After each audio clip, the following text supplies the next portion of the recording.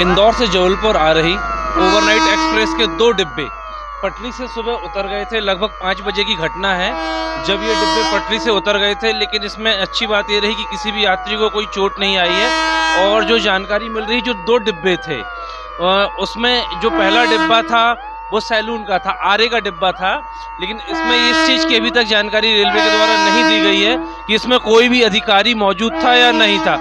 और दूसरा जो डिब्बा था वह भी आरक्षित था और उसमें गार्ड का डिब्बा था और गार्ड के साथ जो विकलांग लोगों के लिए एक अलग से डिब्बा लगाया जाता है वो डिब्बा था।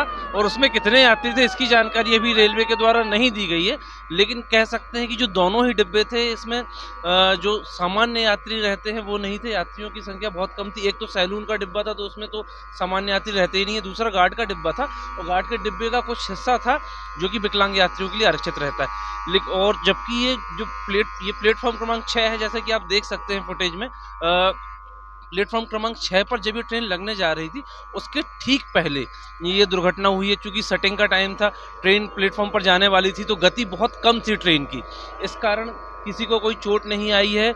और पटरी से उतरने के बाद यात्रियों को पता भी नहीं चला कि कोई दुर्घटना हुई है।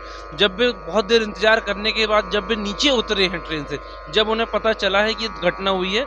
और इंजन से लगे हुए जो इंजन है, इंजन से के ठीक पीछे के जो 2 डिब्बे थे वो उतरे हुए थे।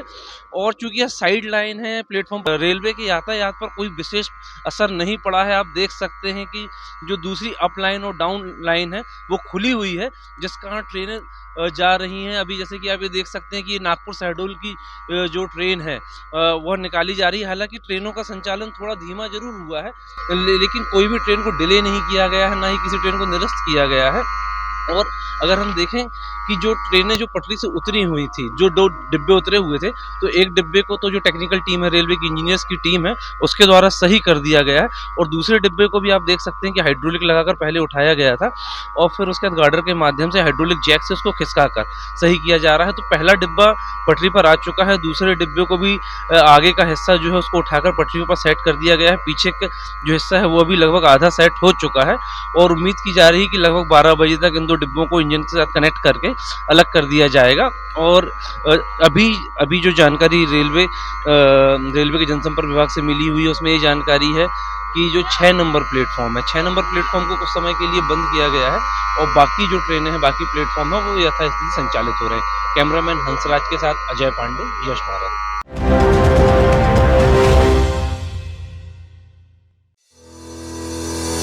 क्या आप भी आयुष्मान योजना के तहत निशुल्क इलाज कराना चाहते हैं? तो सीधे चले आइए शहर के मध्य स्थित मालवीय चौक के पास शीतल छाया अस्पताल, जहां आपको एक ही छत के नीचे मिलेगा संपूर्ण बीमारियों का इलाज। 7 वर्षों से रहा विश्वास का प्रतीक, हजारों बीमार व्यक्तियों का किया सफल इलाज, बोन मैरो बायोप्सी कैंसर का सफल इलाज,